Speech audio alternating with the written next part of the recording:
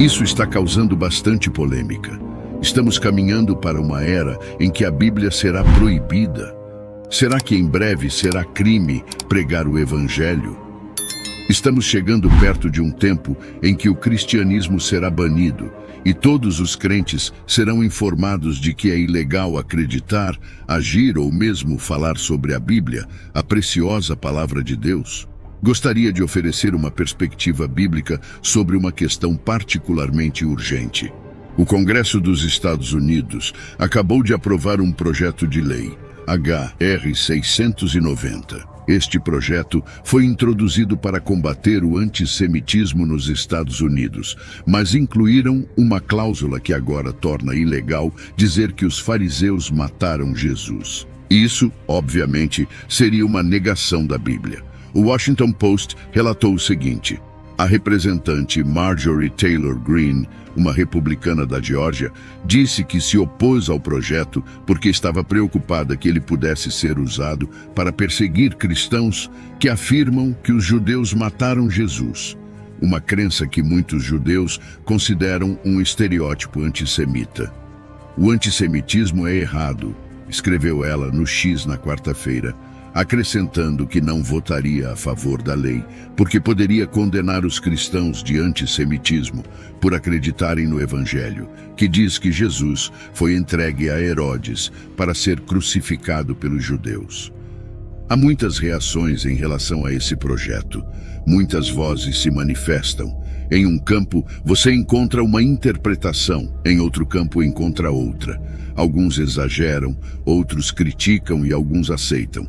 Sem dúvida, há e haverá divisão sempre que algo assim for proposto. Mas, como cristãos, o que devemos pensar? No início da história da Igreja, sob o Império Romano, particularmente sob Nero, a sociedade aceitava que os cristãos fossem perseguidos e até martirizados. Será que um tempo assim está voltando? Bem, precisamos nos lembrar que quando Jesus Cristo estava na Terra, ele passou por perseguição. Ele sofreu. O mundo o rejeitou. Líderes religiosos conspiraram contra ele e o crucificaram porque ele estava no mundo, mas não era do mundo. Sabendo de tudo isso, devemos nos surpreender se um dia o mesmo acontecer conosco, os seguidores de Cristo. Não se enganem. A profecia bíblica nos diz que um tempo de perseguição está chegando nos últimos dias. O próprio Jesus nos avisou dizendo: então vos hão de entregar para serdes atormentados, e matar-vos-ão, e sereis odiados de todas as gentes por causa do meu nome. Portanto, esta mensagem não é para alarmá-los nem assustá-los, mas apenas para destacar a veracidade das Escrituras. Se aquilo que a Bíblia diz que acontecerá está acontecendo, por que devemos ter medo ou nos alarmar? A tradução amplificada do Salmos 34, verso 19 diz: muitas são as aflições do justo, mas o Senhor o livra de todas. Esta é realmente uma passagem notável das Escrituras e muitas vezes é negligenciada. Como cristãos, não nos foi prometida uma vida livre de dificuldades, não nos foi prometida uma vida sem problemas. Pelo contrário, a promessa de Deus é ser nosso resgate. Agora, as dificuldades na vida podem vir de várias formas, e enquanto você estiver vivendo neste mundo, problemas e desafios fazem parte da vida. Diria até que isso é ainda mais evidente se você é cristão, pois Jesus disse em João 15, versos 18 ao 21, se o mundo vos odeia, sabei que primeiro do que a vós me odiou a mim.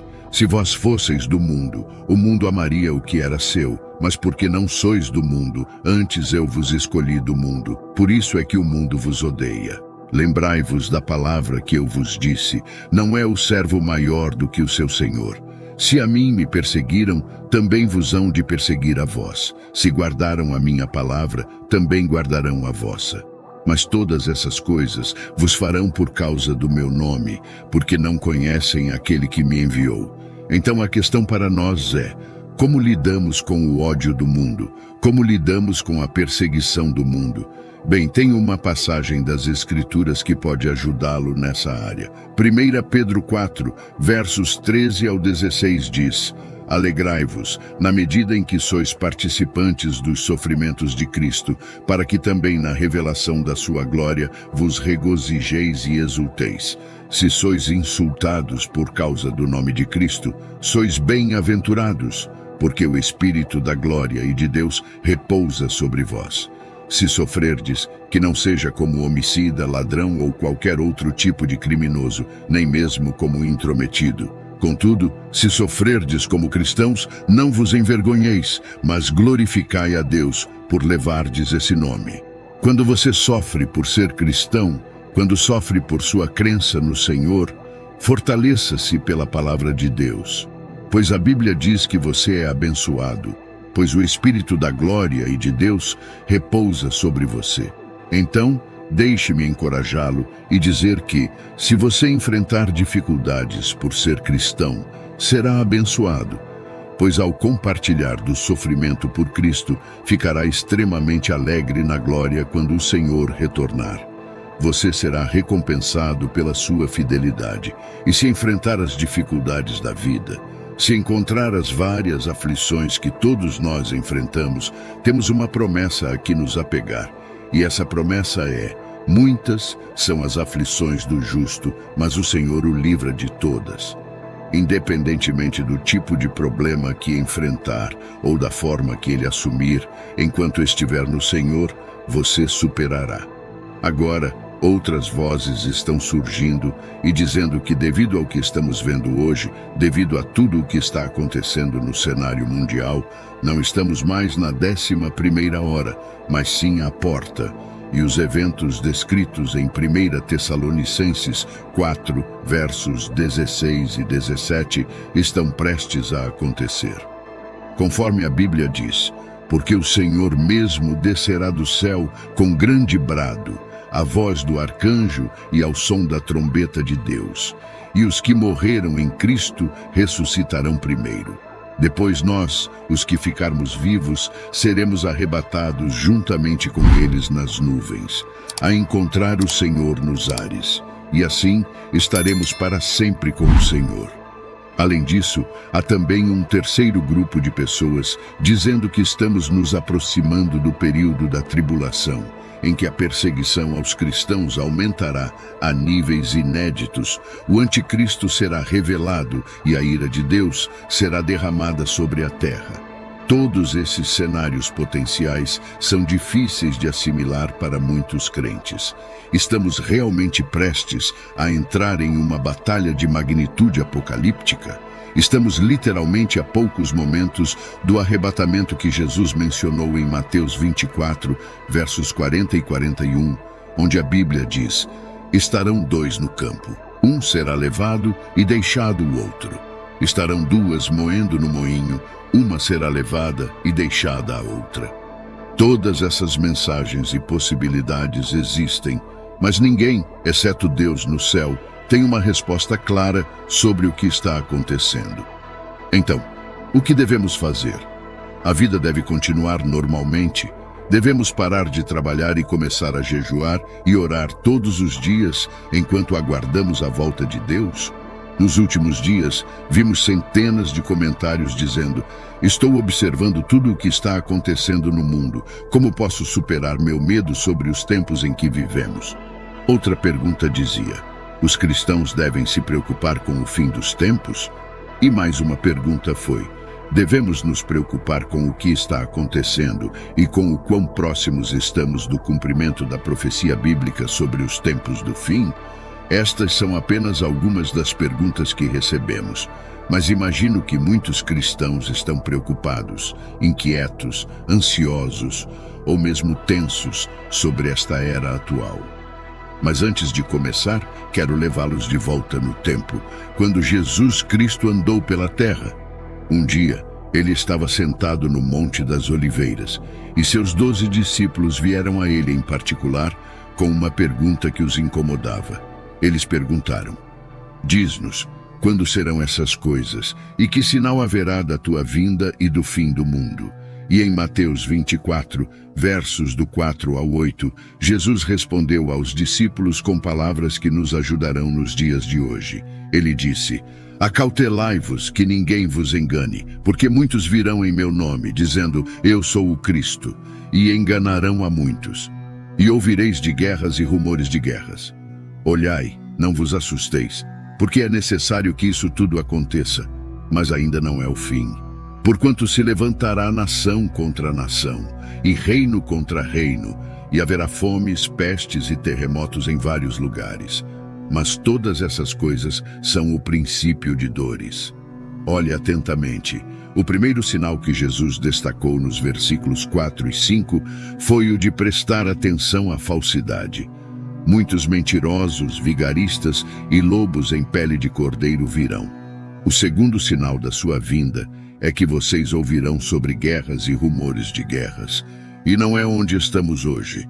Mas assim que ele falou de conflitos, ele disse, não vos assusteis.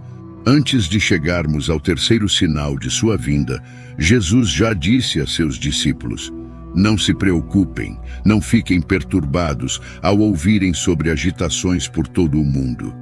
Agora, pare um momento e pense, isso não se aplica a você?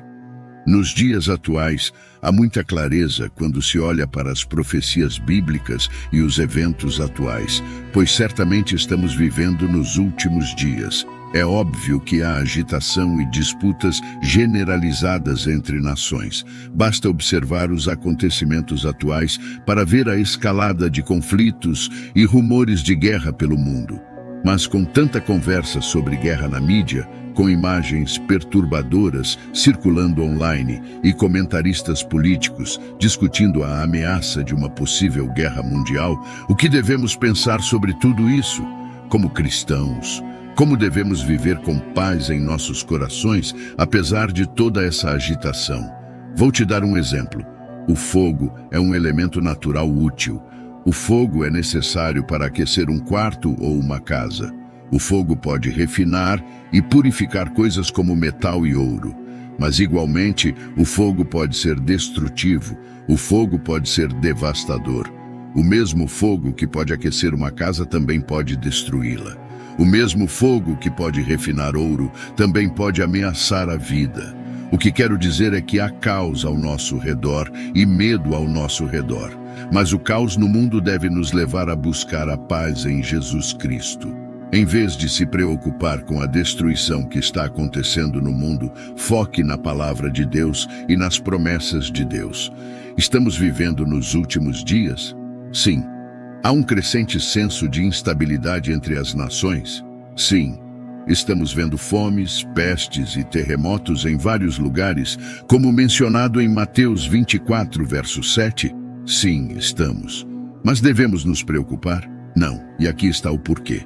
Primeiro, por causa da palavra de Deus. Segundo, por causa do histórico de Deus. Terceiro, pelo precioso dom do Espírito Santo. Nestes tempos incertos, você não deve se preocupar, porque a palavra de Deus já nos revelou o futuro. Sabemos o que está por vir, sabemos como tudo termina. Não precisamos nos preocupar, porque a palavra de Deus nos diz, em Lucas 21, verso 28, quando estas coisas começarem a acontecer, olhai para cima e levantai as vossas cabeças, porque a vossa redenção está próxima. Não precisamos nos preocupar porque Mateus 6, versos 25 e 26, diz, portanto eu vos digo, não vos preocupeis com a vossa vida, com o que haveis de comer ou beber, nem com o vosso corpo, com o que haveis de vestir. Não é a vida mais do que o alimento, e o corpo mais do que as roupas? Olhai as aves do céu, não semeiam, não colhem, nem guardam em celeiros, contudo vosso Pai Celeste as alimenta. Não sois vós muito mais valiosos do que elas? O que deve lhe dar paz como filho de Deus é que o histórico de Deus é perfeito. Ele sempre defendeu seus filhos, ele sempre foi fiel, ele sempre resgatou aqueles que confiaram nele. No livro de Gênesis, quando o mundo inteiro estava cheio de maldade e perversidade, Deus guardou Noé e sua família. Ele protegeu aqueles que confiaram nele. Quando Sodoma e Gomorra foram destruídas, Deus manteve Ló e sua família a salvo.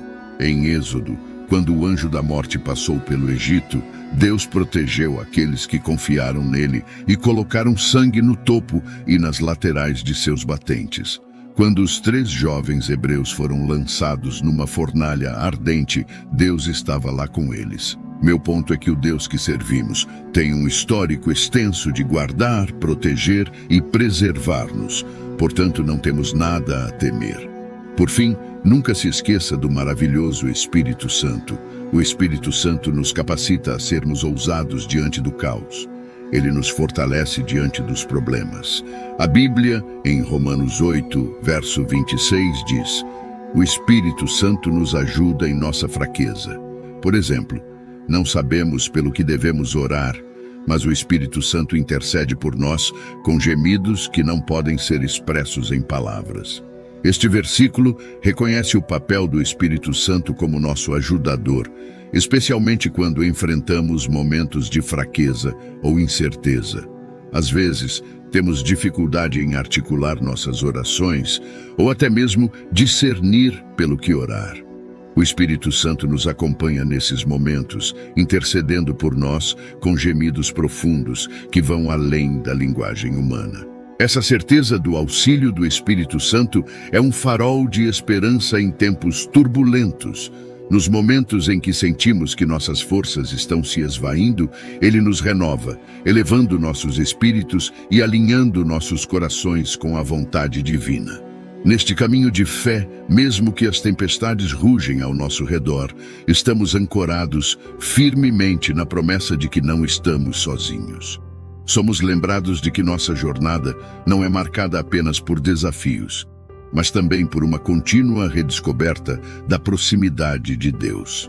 Em cada dificuldade há uma lição, em cada prova, uma revelação da fidelidade de Deus. Portanto, encorajo a cada um de vocês a olhar além das tempestades da vida, para enxergar a soberania de Deus operando através das circunstâncias. À medida que avançamos, levemos conosco não apenas a memória dos tempos difíceis, mas a lembrança das inúmeras vezes em que sentimos a presença pacificadora de Deus conosco. Que cada passo que damos seja um testemunho do seu amor infinito, da sua misericórdia que se renova a cada manhã e da sua promessa de nunca nos deixar ou desamparar. Com isso, cada momento de nossa existência se torna um hino de louvor ao Deus, que não apenas criou o vasto universo, mas que se inclina para ouvir o clamor de cada coração. No final, entenderemos que não foram apenas os momentos de alegria que moldaram nossa fé, mas também aqueles de luta intensa, pois foi através deles que aprendemos a verdadeira profundidade da graça de Deus. Portanto, que a paz de Cristo reine em seus corações e que a luz do Espírito Santo ilumine seu caminho. Mantenham-se firmes, corajosos e cheios de esperança, pois o final já está escrito e é glorioso. Em cada desafio, cada lágrima e cada sorriso, Deus está tecendo a tapeçaria de nossas vidas, uma obra-prima que, quando finalmente revelada, refletirá perfeitamente a beleza e a grandeza de seu amor eterno.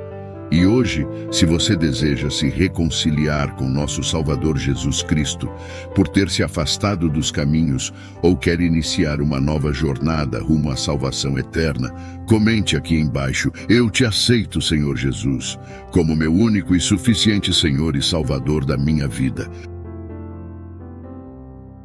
Até a próxima.